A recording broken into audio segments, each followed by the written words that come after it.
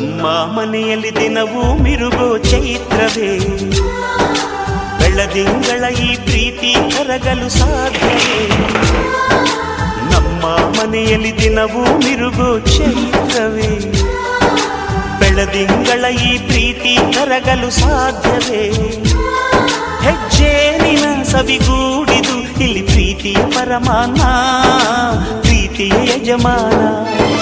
ನಮ್ಮ ಮನೆಯಲ್ಲಿ ದಿನವೂ ಮಿರುಗೋ ಚೈತ್ರವೇ, ಬೆಳದಿಂಗಳ ಈ ಪ್ರೀತಿ ಕರಗಲು ಸಾಧ್ಯವೇ?